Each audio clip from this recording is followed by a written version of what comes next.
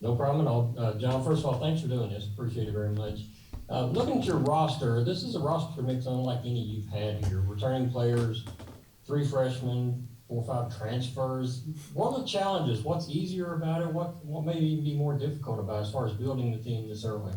Well, we dabbled in the transfer market, as you know, most of it being graduate transfers. And they added something to every team that we had. This year, because of the rule, we also took a couple undergraduate transfers who are going to add to this team. But if you think about my best teams, we had really good young talent, but there was veteran leadership within the team. I had one team that went to the final game that started 5 freshmen. That is unusual, but this is more like a team, and we got depth. They've done some really good stuff together. The 7-8 weeks this summer, they came together as a team. They did good stuff. They started since they've come back doing team things that you never see 1 or 2 guys. You see 6 or 7. And there's going to be great competition, but it's good competition. It's going to bring out the best of guys. Kyle Tucker will go to you, and then John Hale. Kyle, I wonder after last season if there's anything as you sort of self-evaluate and evaluate the program and all that. Obviously, there's a bunch of new faces, there's new coaches. Just philosophically, that you've maybe changed in your mind or want to change going forward. Well, Kyle, here's what I'll say to everybody. That year was awful for a bunch of coaches, but it was awful for everybody. And my thing is, I'm moving on. I'm excited about coaching. That's going to be a blip in the screen. It was painful for every one of us to go through. Every one of us. And I'm not talking just coaches. Everybody. Every student. It was painful. And at this point, I'm not looking back. I don't have the rearview mirror. I'm looking forward. And all I would say to everybody is I'm jacked about where we are, where we're going, how the recruiting's going, all that. And you could tell that I'm like, let's go. Let's get this started. And great group of young people. How about they come together and say, well, we're going to do name, image, and likeness, but we're going to give 10% back to charity. Who does that when you're 18 and 19? That means we got some good senior leadership. Who does I just learned this morning, kickball. I went, kickball, where'd they do it? Did they all do it? Who showed up? What was it about? They're engaging our fans. That's what this program is. We've built a culture in basketball here over my time that is about fan engagement. It's about, what you're doing between the white lines and how you come together. And it's about work. It's about competitiveness. It's about learning to fight. It's about betting on yourself. It's about being responsible for you. It's not about being a victim. I don't want to sit here and go over that. Look, no one wants to hear, well, this, that, and the other. But I'll tell you, for all of us, it makes us appreciate what we have, how we do things that showed us that work. But you know what? Time to move on. Let's go next year. Thank goodness we got through last year, and we did. John Hale will go to you, and then Larry Vaught. Cal, given the way last season went for him, just as a team, I don't know that anyone would blame Davion for just saying it's time to start a pro career and get paid to play. What did you see from him in the way he was able to embrace this program and make that decision to come back, even with all the stuff that went on last year in terms of no fans? Davion was one of the most appreciative young people that I've been around. He made statements to me about what this program and he'd look at me and say, you saved my life. I'm like, what are you talking about? Coach, you gave me a chance. You breathed life into me again so that I could do what I love doing. And he ran the gamut, and I told him to. run the gamut to see if there are any opportunities out there that you could take advantage of. And so he finally called and said, Coach, I'm going to come back. I want to do one more run at this. And so it gives us a veteran, and it gives us, again, now the competition's different. The players are different. I mean, it's that may play out somewhat different. I don't know. That'll happen on the court, and it's always decided by the players. But I'm happy he's here. I love being around him. How about I met his family in person for the first time 2 days ago? I never got to meet his family. Now I met his family. So and they're great people. And so I invited them into practice. I said, have you all been vaccinated? Great. You can come in, just wear a mask and watch us practice. Stuff that you guys and ladies know, we've always done that here. Practices are open to basically everybody, except you guys. But it is open to where people, if they want to see their child or they want to watch us, this thing is available. Larry, we'll go to you, and then Ken Spencer. John, I just wanted you to talk about the competition is going to be different, especially at point guard. What's it going to be like there? And do you hope just one guy emerges, or are you comfortable with all the different options? Well, we got three that can play the position, and Xavier. I did some things. We're putting it in a press that I've used in the past, and I didn't know where I wanted to put him because of his size. And he goes, Coach, I'm almost 6'5". And I went, okay. So I put him at the front of the press. He's almost 6'5". And, normally you put that guy as an interceptor. You need someone in the front line that's going to occupy eyes.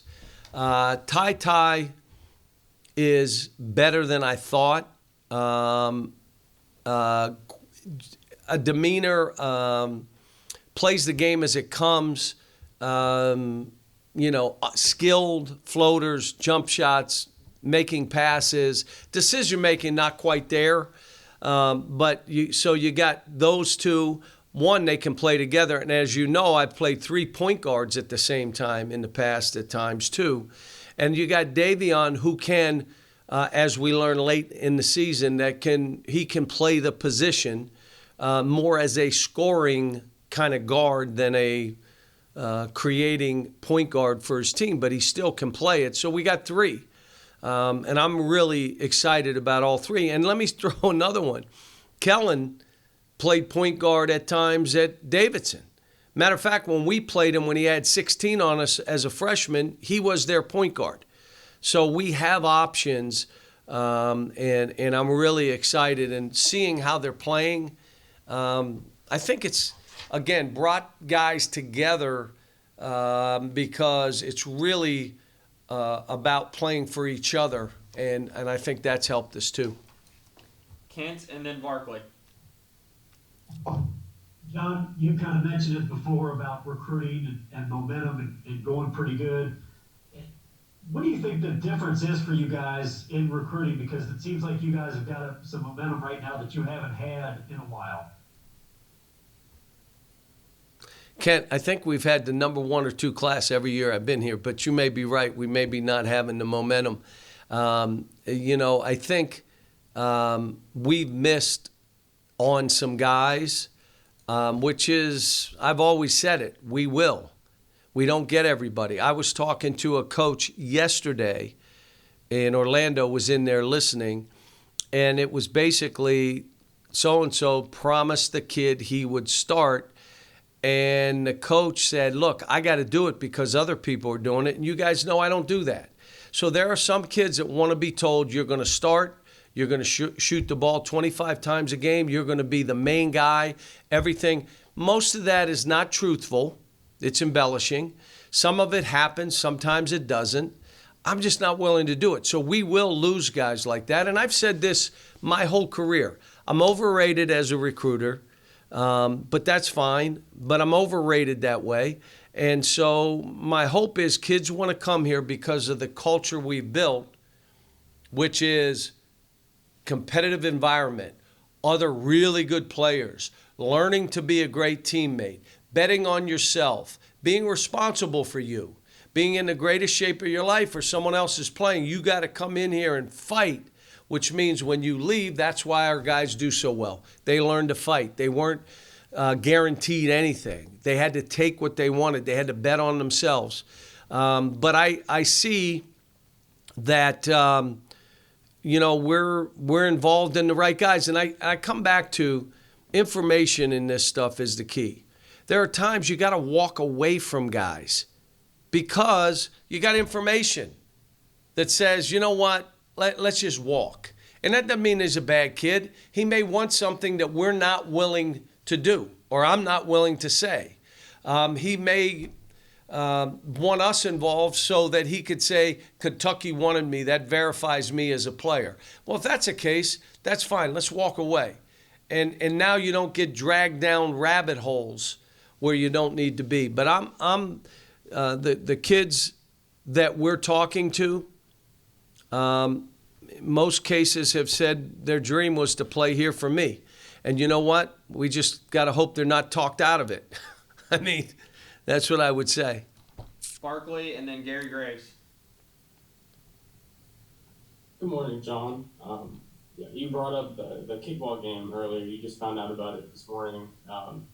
Obviously, one of the basketball team's priorities is to limit exposure during the pandemic. Do you think that might have been, counterproductive in the sense that there could have been, unvaccinated people out in the community that were around the players?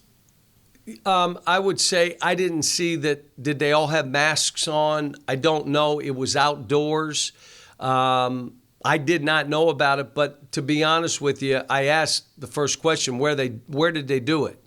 And they said outdoors. They said, well, that's good. But what I am doing as a coach, I'm listening to the health officials. Whatever they say, that's what we're doing. I'm listening to the university, who is listening to the health officials. What are they saying? That's what we'll do. We went all of last year, and this hurt us, without one player or one staff member getting a positive test. Unbelievable. Not that, well, we've all had we had the virus, so now we're good. No, we did not. And you know what? It made it hard, but we did it because the health officials told us to do it. I am going to say something that I haven't said. I had the vaccines. My wife did the first minute. Matter of fact, I busted the line. I wanted to get vaccinated because I was around young people. I had a breakthrough this summer. So I got the virus this summer. Do you know why I didn't say anything? Why didn't I say anything? Let me see how smart we got people. This is a hard question for you guys here. I need somebody that's smart. Why would I not say anything? People from the vaccine. There you go. Who said that? Kyle Tucker. Yeah, well, you're not the smartest on here, but smarter than all these guys. But I would tell you that I did not want to discourage anyone to say, well, now he got it, so why would I take it? It doesn't matter. My symptoms were so mild that I was good. Okay? It took me, I had some aches and pains and stuff. Never got a fever, never got the headache, nothing. But I was positive. Had to separate from my wife. She was downstairs. I was upstairs. She never got it. We tested her a bunch. And then the other thing I want to tell you is I've had friends now who've sent their kids to school. They've been vaccinated, and they've got the virus because they got it from their 11-year-old, 10-year-old, 9-year-old that cannot be vaccinated yet. Bring it home, and they got a breakthrough. But how about this? They're not going to die. They're not going to die. So all I'm saying, I'm not telling anyone what to do with their body. I'm telling you what happened to me and what's happened to my friends. And I care about, my concern is 12 players and our fans. I don't want to hear anybody died because they didn't do it. I'm just saying, it doesn't say you'll never get it. but the chances of something severe happening are really, really low. And I want us to have a full arena this year. But we're going to have to go with what the health officials say. So let's hope we beat this down. And I got through to one person. I saved a life that said, you know what? It's free. I don't like shots. I don't like shots either, believe me. My wife couldn't believe I went. I mean, when I see a needle, I about faint. So you'll never see a tattoo on this body. What? A tattoo? No, because I'm not taking a needle. You take the shot, you got a chance. I'm not telling anybody what they have to do. I'm telling you what happened to me. Gary Graves and then Jerry Tipton. Yeah. Morning, John. Morning. Just looking at your front court, what things have you worked on this summer in terms of getting more aggression out of them? I mean, and what kind of role do you kind of foresee for guys like Keon and Jacob in terms of being more aggressive? The biggest thing that we've done, and I'm telling them, we're going to have 4 positions that are guard positions. Now, it doesn't mean I'm starting 4 guards, but if you want to be in one of those 4 positions, you got to have guard skills, which means you better be able to get in that lane and lane touch. You better be able to make shots. You don't have to make them all. You just can't miss them all.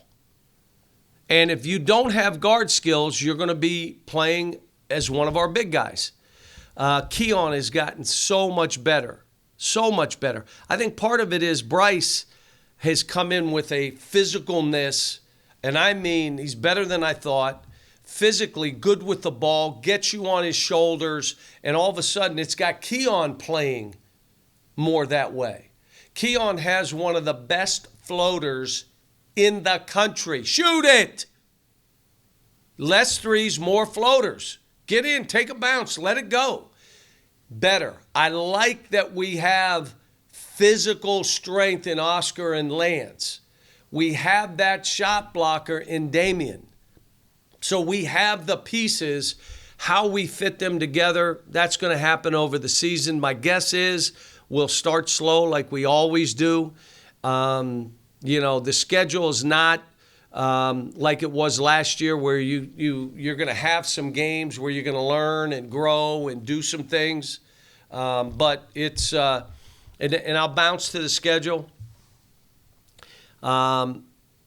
Bringing Tubby home and letting Tubby see how much he is loved in this state.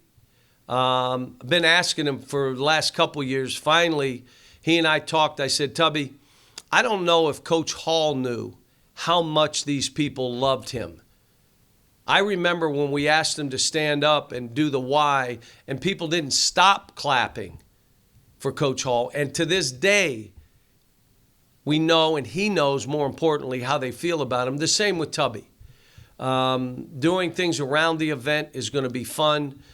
During the Unity game with the SWAC, and doing it over a 5-year period to bring light and educate and bring awareness and do those things. To bring in Miles College from the SEAC, Greg Moore, their commissioner, a really good friend of mine, doing things that are beyond just let's play basketball games. But we got Kansas, we got Duke, we got Ohio State, we got Louisville, we got Notre Dame. We still got those games. And I was told 2 weeks ago, our league, by people that would know and some in the league, not coaches, but this may be the best our league has ever been top to bottom. Never been better. So we will be challenged, but we'll have some games too that we can learn from. Go with Jerry and then John Wong, and then we'll have time for a few follow-up questions. Go ahead. Yeah, John, I wonder, fans and everyone was concerned about shooting. How do you assess that at this point? And how could it help maybe Dante not having a lot of that responsibility on his shoulders? Well, here's one thing. Our shooting should be better. Now, not yesterday, the day before we practiced, I'm like, we missed a lot of shots. Tell me when we went live, what was our three-point shooting? We were 0 for 10. And I made sure I sent it to each of the guys. And I said with that, you don't have to make them all. You just can't miss them all. Can't miss them all. You better be spending time in the gym. Second thing I want to tell you is I told the guys, because there's balance, we do now have more shooters. We do have more penetrators. We do have some strength. You know what I said? May end up playing the best 5 defenders. Like, if you can't guard, this may be a hard time to get on the floor because we got enough of every. It isn't, well, you just played. No, we're trying to win. So that has also been told to the guys. And CJ has not started. I'm hoping within the next 2 weeks he'll be on the floor with us. So we haven't seen what he adds to that. But we are shooting the ball. I'm really pleased with it. Guys are competing. Everybody has had spells where they've made them, whether it be Kellen, whether it be Dante, whether it be Davion, whether it be Keon. They've all had spells where it's bang, bang. We're just going to have to be more consistent. And again, this may be a team that there are 3 of you that we're really looking for you to lane touch. These 3 or 4, we're looking for you to shoot, or when you drive it, shoot a floater. That's it. And there may be other guys that here's how we're asking you to play. As we teach them all where the game is going, which is spacing, which is skill. If you don't have skill, you're done now. 8 years ago, you could be drafted in the top 10 picks and not be real skilled. You ready? You're going in the second round, maybe, if you're not skilled. Athleticism is there. If you're really skilled and you're really athletic, wow. But if you're really skilled and you're not quite you may be okay now. The game is changing right before us. If you can't get by people and get in the lane and lane touch, if you can, you have really, and make decisions, you're really adding value. John Wong, and then Why was CJ not been active? It's the same. We're taking it slow. He's somebody we're going to need, and I'm not going to have him come back, and I'm telling the trainers, don't bring him back early.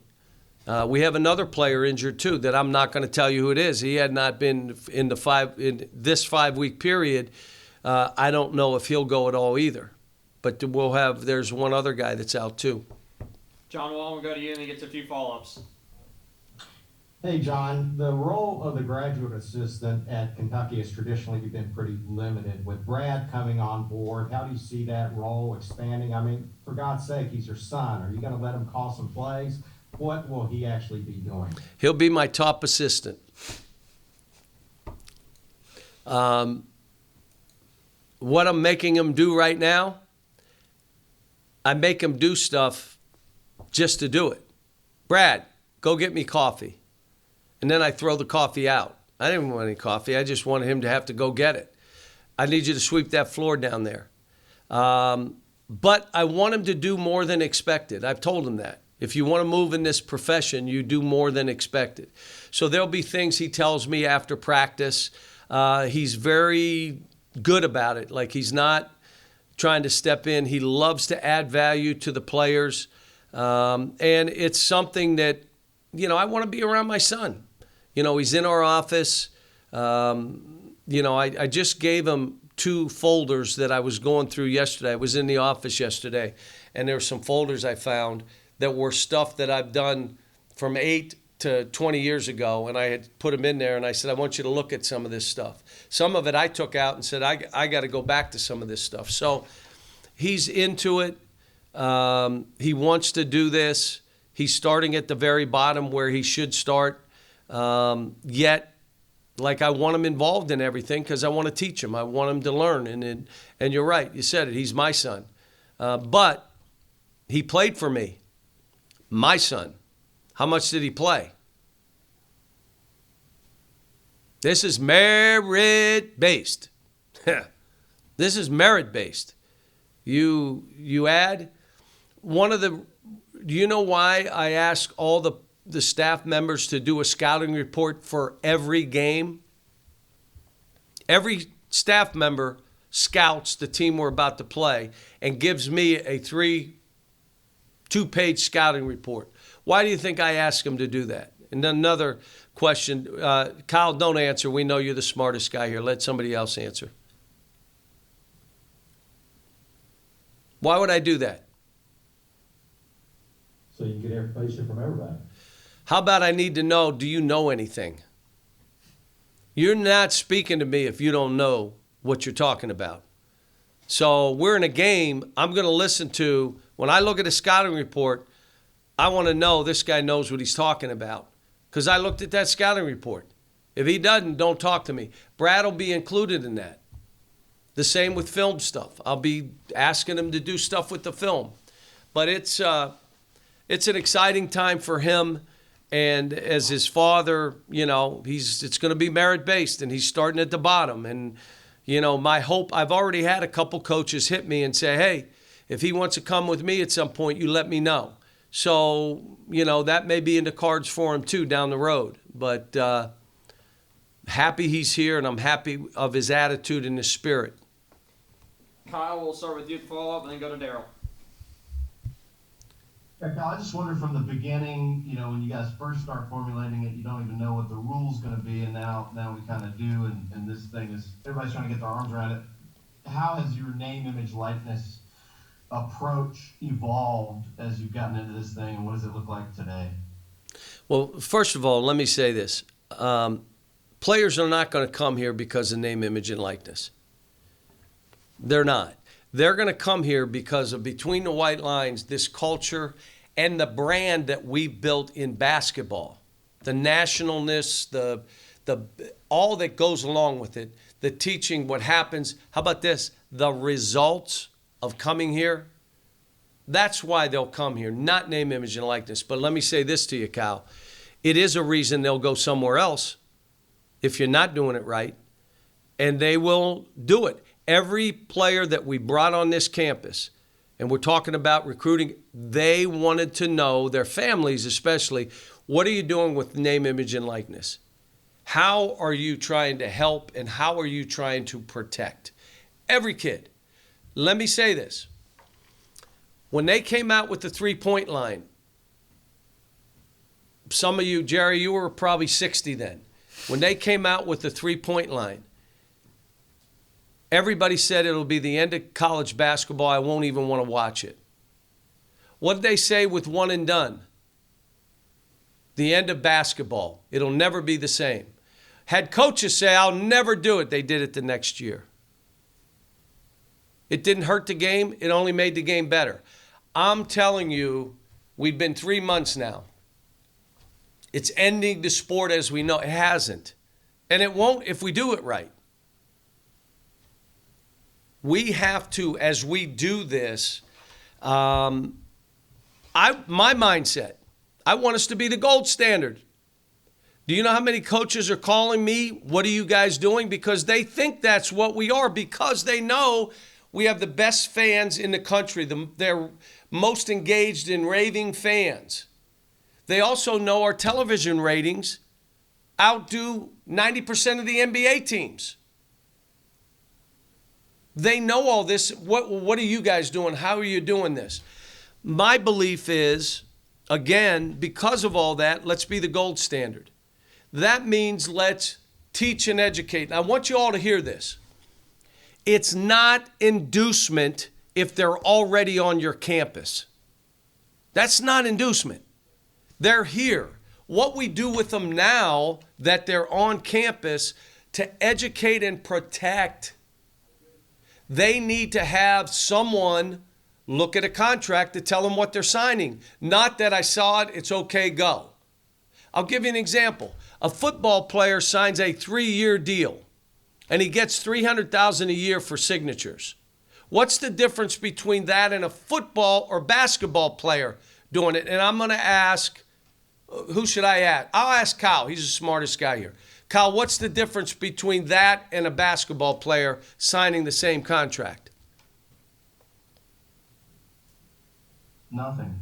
Yeah, there is. I knew you're not very smart. Is anybody smarter? Basketball player won't be here for 3 years. Hey, who is that? John Hale. John Hale? Wow. He's going to be in college 3 years. He's not signing away his rookie year, which may be rookie of the year, and he's signing everything away for that. How about you make sure these kids know everything is open-ended and there's a time frame? In other words, if you want to do something with somebody with a shirt company, do it with 5 shirt companies. Don't be locked into one. Don't be locked into a time frame.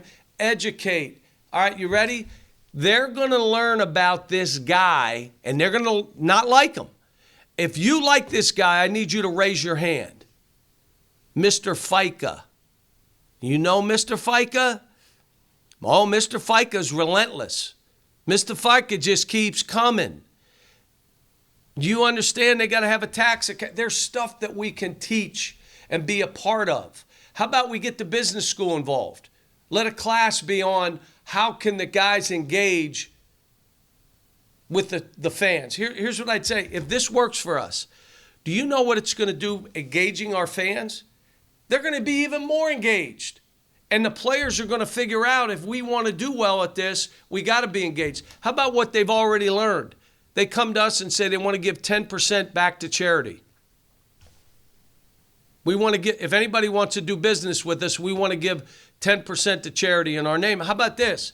If a business wants to come and talk to us, let him talk to all of us. We can't do it as a group, but he can talk to all of us and do individual contracts with everybody. Maybe someone makes a little more, maybe they don't. They all get the same, but they're doing stuff like that. That's bringing us together, not separating us. And I'll say this. It is not taking away from another sport. The stronger men's basketball is at this university, the better it is for every other sports team. And we get it. I understand the importance of this being good at what we do. And lastly, the executive order was huge for us. Don't let anybody tell you it didn't matter. It was huge for us. Every other program in the SEC had a state law, except us. We had nothing. Well, you could do anything. What if they restricted everything? So we needed an executive order, and thanks to our governor, we got one. Who followed it up? What 2 states said, they're right, we better do what they did? Ohio and North Carolina, which even showed that, yeah, we did the right thing. They followed us because they didn't have a state law. Now, a state law. We need a state law, but it needs to be nimble and flexible. It cannot be restrictive. We don't know where this is all going. A year from now, there may be a lot of changes. And let me say why a state law is important. I've been wrong before. When was it, Eric? 1978. I think it was 1978, Larry, 78. I don't feel there's going to be a federal law for 3 or 4 years. I've been wrong before, but let me tell you why. Unless there's chaos, unless there's something that makes them act, they're not acting. Now, we can all talk and have meetings and this guy's saying the right thing.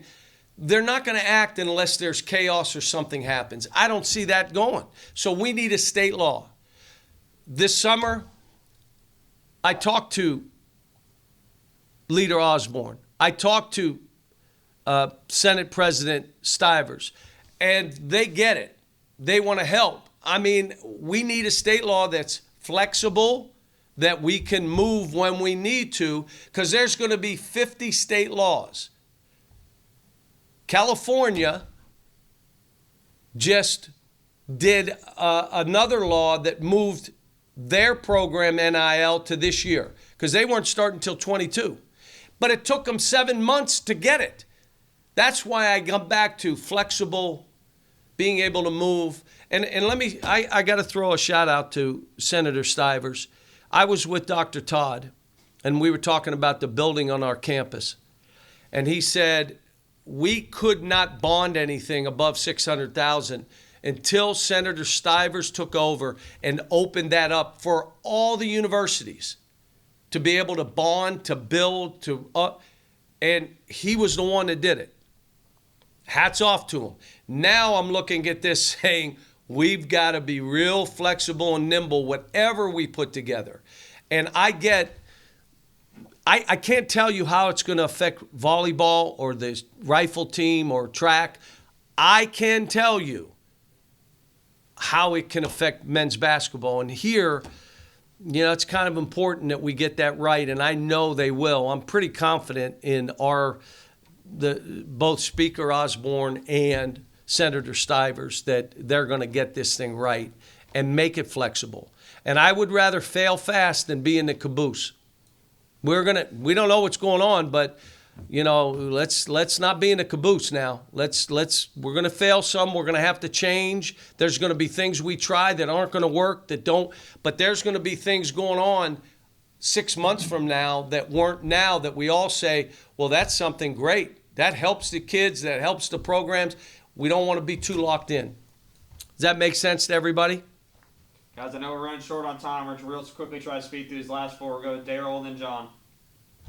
Oh, yeah, Cal, you won a national championship. You're in the Hall of Fame. Friday, you're coming face-to-face with a statue of yourself at UMass. I'm curious how you wrap your head around kind of a surreal moment like that. It's kind of neat. I tried to get Ellen to come. She says, I see you enough. I'm not looking at you in a statue, so she's not going to go, I don't think. But to be there with Julius, with a coach that I respect like I respect Coach Hall, Jack Lehman, and then Marcus Camby, who I've told over and over again that what you've done for me and my family I could never repay.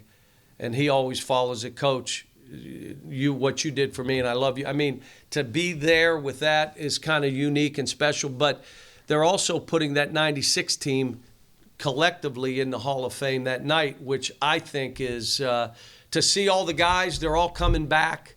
I just called Mike Williams. Mike Williams wasn't on that team, but he knew all the players because he was on the teams prior to that. I invited his sons to it, so we're going to be able to see his two sons and a lot of old friends, so it should be fine. John Hale, Kent Spencer, and then Jerry to end us off. Yeah, back to the schedule. As we move out of the pandemic, eventually, hopefully, the SEC expands. Do you see a scenario where you emphasize those neutral site games less in a way to get those marquee opponents in Rupp Arena so the home schedule, the non-conference schedule is a little stronger? We're going to have to do something, John. I mean, it's, but when you have a league schedule that's that strong, you've seen teams around the country in those kind of leagues that the home schedule's the league and maybe one game. In our case, it may be Louisville or the Big 12, which may change. It may be another league, and that may be one, and then maybe one other.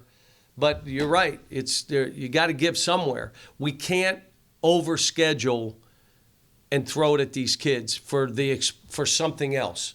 We've got to make these schedules where these kids get a chance to grow and get better and learn about each other versus just throw a gauntlet at them because we need another game here. This should be and always has been about these kids.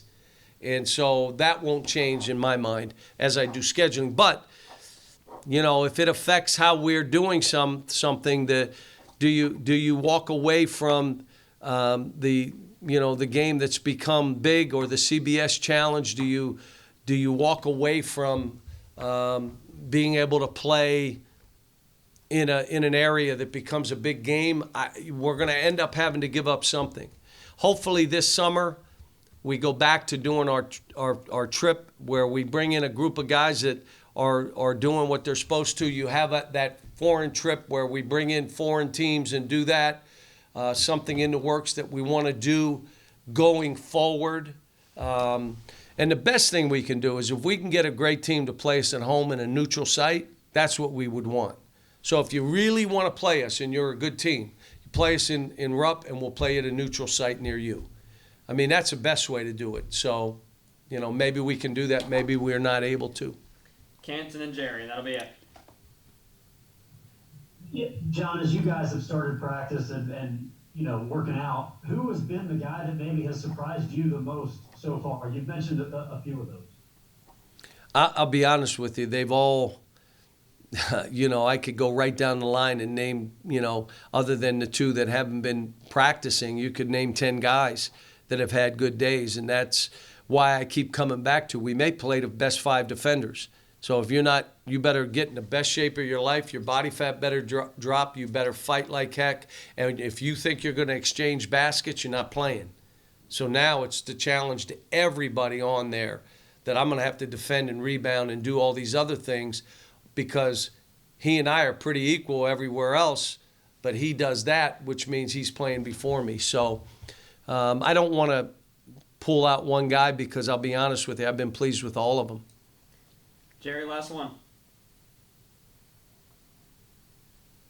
Yeah, John, one other thing about your positive COVID test. I'm wondering when you tested positive, how you think you contracted it, and what are your rules for staff and players about getting vaccinated and wearing masks? Well, I was in New Jersey, and for all of us, if you're not feeling right, in the past, would you ever go get tested?